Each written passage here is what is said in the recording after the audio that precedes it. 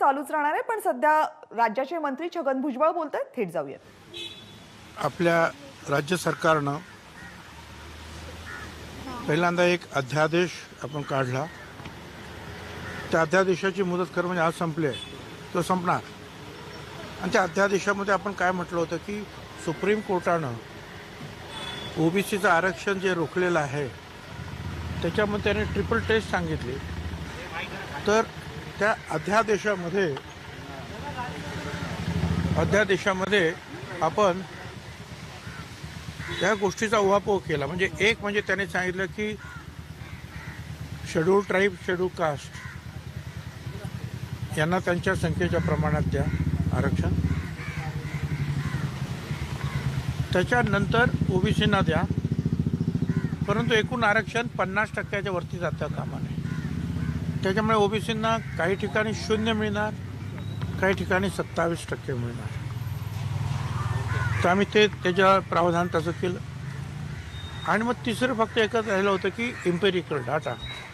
तर आम्ही त्याच्यात म्हटलं की आता इम्पेरिकल डाटासाठी सुद्धा आयोगसुद्धा आम्ही नेमला आणि त्यांचं कामसुद्धा आता ते सुरू झालेलं आहे. तर हा अध्यादेश आपण काढला. त्या अध्यादेशावर आदरणीय राज्यपालांची सही होतीच. आणि मग त्याच अध्यादेशाचं रूपांतर कायद्यात झालं, ज्याच्यामध्ये विधानसभा आणि विधान परिषद दोन्ही ठिकाणी एकमताने कायदा मंजूर झाला.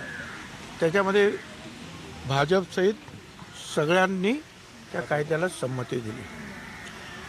आम्ही तो कायदा जो आहे हा सुप्रीम कोर्टामधल्या मागच्या 1-2 केसेस दाखवलं की आम्ही करतो आहे, तुम्ही आम्हाला थोडंसं जे सवलत द्या, इलेक्शन पुढे ढकला किंवा मग आम्हाला ओबीसीना आरक्षण सहित इलेक्शन होऊ द्या. तर त्याच्यावर सुप्रीम कोर्टानं काही भाष्य केलं नाही. ठीक आहे, तुमचा अध्यादेश आहे, त्याच्यावर त्यांनी विरोधाचं काही भाष्य नाही, काही नाही. पण त्यांनी सांगितलं की ठीक आहे, पण आणि आणखी एक डाटा आम्ही त्यांच्या पुढे मांडला, जो आमच्याकडे जमा झालेला होता. तो डाटा मांडला की असा डाटा आहे आणि ह्या अध्यादेशाप्रमाणे सुद्धा संपूर्ण राज्यामध्ये 27% नाही, ॲव्हरेज 20% फक्त आरक्षण मिळणार आहे. तर ते म्हणाले ठीक आहे, तुम्ही हा डाटा आहे त्याची स्क्रुटिनी व्हायला काय तर आम्ही नाही करू शकणार, आयोगानं हा डाटा द्या आणि त्यांच्याकडून येऊ देत. काय माझं काही म्हणणं नाही, आमचं काही चालेल. त्याप्रमाणे आम्ही त्यांना विनंती केली. मुख्यमंत्र्यांनी, उपमुख्यमंत्र्यांनी सगळे जे आहेत ते काँग्रेसचे नेते सगळ्यांनी आयोगाच्या सदस्यांना समोर ते मांडलं, हे आमच्याकडे आहे, याच्यावर आम्हाला सहकार्य करा. त्याप्रमाणे असं वाटतं की 4 तारखेला परत त्यांच्या मीटिंग चालू आहे आयोगाच्या आणि ते काम पुढे मार्गी लागेल. दरम्यानच्या काळामध्ये काल मुश्रीफ साहेबांचा फोन आला, नशा की बा ते बिल तर परत पाठवलं आणि खरं म्हणजे आमच्या छातीत धडके भरले आहे. आता हे झालं तर याच्यात की काय परिणाम होणार, परत सुप्रीम कोर्टामध्ये काय सांगायचं. आणि मग सकाळी उठल्याबरोबर मी पवार साहेबांना फोन केला, म्हणलं तर अशी परिस्थिती आहे. त्यांनी सांगितलं की ठीक आहे, तुम्ही परत पाठवा त्यांच्याकडे आणि स्वतः तुम्ही दोघं जाऊन राज्यपालांना विनंती करा. मग मी मुख्यमंत्र्यांना फोन केला. मुख्यमंत्री तेच म्हणाले की ठीक आहे, आपण परत पाठवूया आणि तुम्ही जाऊन प्रत्यक्ष त्यांना विनंती करा राज्यपालांना की त्यांचा काही गैरसमज झाला असेल तर तो दूर करा. ठीक आहे म्हणा. आणि मी ताबडतोब आलो मुंबईमध्ये. येताना मी देवेंद्र फडणवीस यांच्याशी सुद्धा संपर्क केला आणि त्यांना सांगितलं बाई असं झालेलं आहे आणि याच्यामध्ये आपण सगळ्यांनी एकमताने जर कायदा केला आहे तर मग त्याला विरोध होणं आणि मग पुढचं आपलं काम सगळं थांबेल. तर याच्यामध्ये हालचाल केली पाहिजे. त्यांनी सांगितलं मी ताबडतोब बोलतो राज्यपालांशी. त्यांच्यानंतर दुपारी फोन आला होता की ते राज्यपालाशी बोललेले आहेत आणि सकारात्मक काम सगळं होईल. आणि मग त्याप्रमाणे मग आम्ही अजितदादा यांनी मीटिंग घेऊन आमच्या अधिकाऱ्यांना पाठवलं आणि आम्ही पण त्यांचे मग अगोदर 4:30 वाजता अधिकारी आणि 6 वाजता आम्ही जाऊ त्यांच्यानंतर. त्याप्रमाणे त्यांच्या अपॉइंटमेंट घेतल्या. आमचे अधिकारी आले आणि त्यांनी पण समजावून सांगितलं. तोपर्यंत अर्थात मीडियामध्ये तुमची चर्चा थोडीफार सुरू झाली होती आणि मला आनंद आहे की राज्यपालांनी त्याच्यावर ताबडतोब सही केली. मग आम्ही आता त्यांचे जे आहे म्हणजे विनंतीच्या ठिकाणी त्यांचे आभार मानण्यासाठी आम्ही खास गेलो की एका मोठ्या संकटातून सुटल्यासारखं आम्हाला झालं. कारण नाहीतर आजच अध्यादेश मुदत संपते आणि कायदा पण अस्तित्वात नाही, तर शून्य आरक्षणावर आम्ही परत आलो असतो एकदम उद्यापासून. त्याच्यामुळे फार काळजी होती. त्याच्यामुळे त्यांनी ताबडतोब हे केल्यामुळे त्यांचे आम्ही खास आभार. नेमकं आता काय समजायचा की आपल्याला जे सांगितलं की 50% मर्यादेत ओबीसी राजकीय आरक्षण देण्याच्या विधेयकावर सही झाली आहे, म्हणजे निवडणुकांवर याचा परिणाम नेमका काय समजायचा? निवडणुकी आता याच्या पुढे जे आहे हे आम्हाला सुप्रीम कोर्टाने सांगितलं मागच्या हिअरिंगमध्ये आणि 8 तारीख दिलेली आहे आणि त्या 8 तारखेपर्यंत आमची अपेक्षा आहे की सन्मान्य आयोग जो आहे ओबीसी आयोग तो आम्हाला इंटरिम अहवाल जो आहे देईल आणि तो अहवाल आणि हा जो कायदा आहे हे आम्ही दोन्ही त्यांच्यासमोर मांडू. आणि सांगितलं आता त्यांनी जो आहे हा अंतरिम दिलेला आहे आणि याच्याप्रमाणे ओबीसींची संख्या आणि मिळणारं आरक्षण ही फार कमी आहे त्या मानाने. म्हणजे काही लोकांनी सांगितलं नॅशनल सॅम्पल सर्वेने की तो काहीतरी 46-47% आहे. परत त्याच्यामध्ये आपण भटक्या विमुक्त मिळवल्या की तो परत 53-54 होतोच आहे. काही नाही सांगितलं 39% आहे. आता 39 म्हणा किंवा 49 म्हणा, पण आपल्याला तर 27च मिळत आहेत आणि खरं तर ॲक्च्युअल फक्त 20च मिळत आहेत. मग अडचण येण्याचं काही कारण नाही. आम्ही हे सगळ्या गोष्टी ज्या आहेत 8 तारखेला सुप्रीम कोर्टात मांडू आणि माझी खात्री आहे की ह्या पुढच्या निवडणुका ह्या आपल्याला ओबीसी आरक्षणासहित घेण्याची संधी मिळेल. सर, निवडणूक आयोगाला हा कायदा बंधनकारकच असणार? निवडणूक आयोगावर हा कायदा अर्थात आणि त्याच्यामध्ये निवडणूक आयोगाला कायदा बंधनकारक आहे, त्याचप्रमाणे सुप्रीम कोर्टाचे आदेशसुद्धा बंधनकारक असतात. त्याच्यामुळे तर कायदा झालेला आहे आणि सुप्रीम कोर्टाने सुदैवानं आपल्याला सांगितलं की तुम्ही इंटरिम द्या आम्हाला. त्यामुळे तिथूनसुद्धा जे आहे आपल्याला संमती मिळेल. त्याच्यामुळे काही अडचण येणार नाही. म्हणजे भुजबळ साहेब, थोडक्यात ओबीसी आरक्षणाशिवाय यापुढे आता राज्यात निवडणूक होणार नाही, होईल तर ओबीसी आरक्षणासहितच होईल. त्याच्यासाठी आम्ही प्रयत्नाची पराकाष्ठा करतो आहोत आणि सगळ्यांना बरोबर घेऊन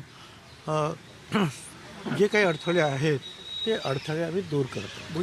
राज्यपालांकडे इतर फायली देखील पेंडिंग आहेत. 12 आमदारांची देखील फाईल आहे.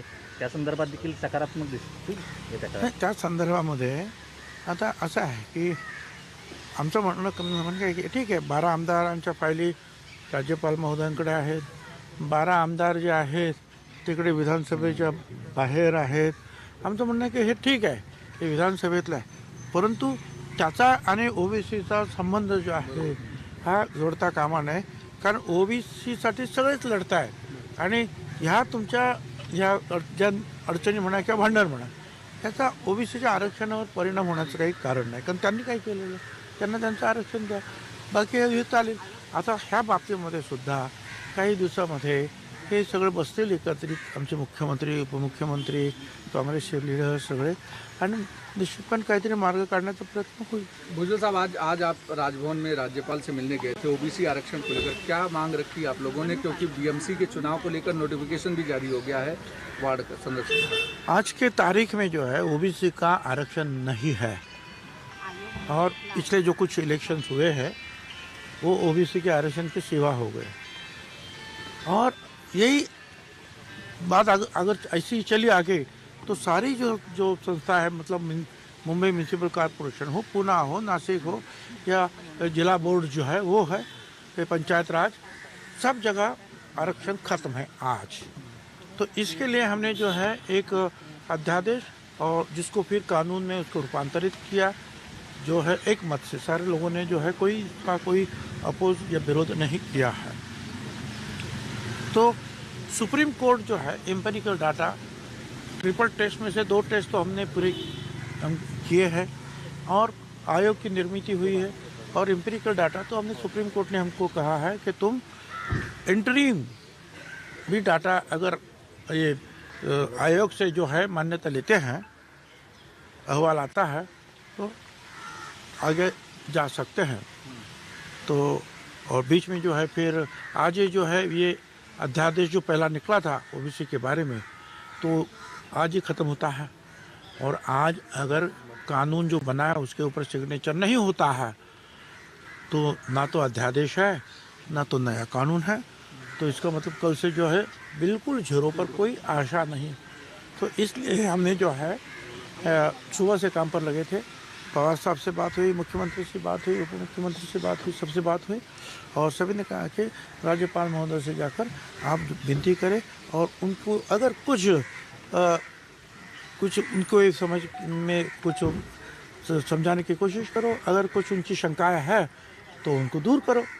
तो फिर जो है उप मुख्यमंत्री ने जो है अजित पवार जी ने मीटिंग भी लिया, अधिकारियों को बोला कि आप भेज दो। और 4:30 बजे की उनकी अपॉइंटमेंट थी और 6 बजे फिर हम जाने वाले थे उनको दरख्वास्त करने के लिए। तो मगर अब फिर से जो हमने देवेंद्र फडणवीस से भी बात की, बीजेपी के विरोधी पक्ष नेता हमारे, हमने कहा भाई सब लोग आपने जो कानून तो सब लोगों ने एक मत से बनाया है, कोई विरोध नहीं। तो अब ये नहीं ये हो रहा है जो, और इससे अगर आरक्षण चला जाएगा तो फिर इसका जिम्मेदार कौन होगा? तो फिर बोलने ऐसा नहीं होना चाहिए। और फिर उन्होंने मेरे फ़ोन किया वापस और कहा कि मैंने वो भी राज्यपाल से उन्हें बातचीत कर चुके हैं। और आनंद की बात है कि जैसे ही हमारे अधिकारी आए और उन्होंने कुछ उनकी शंकाएं जो है वो दूर की कि नहीं ऐसा है ऐसा है, तो राज्यपाल महोदय ने जो है उसके ऊपर सिग्नेचर कर दी। तो हमने अभी जाकर जो है उनका जो है अभिनंदन किया, धन्यवाद दिया। इस अध्यादेश से कितना लाभ होगा, किस तरीके से ये लागू होगा? देखिए ये अभी ये अध्यादेश है, उसके साथ साथ एम्पिरिकल डाटा जो है जो हमने आयोग निर्माण किया है, जिसके सामने मुख्यमंत्री हमारे सारे मंत्री। तर ओबीसी आरक्षणाच्या विधेयकावर राज्यपालांनी सही केल्यामुळे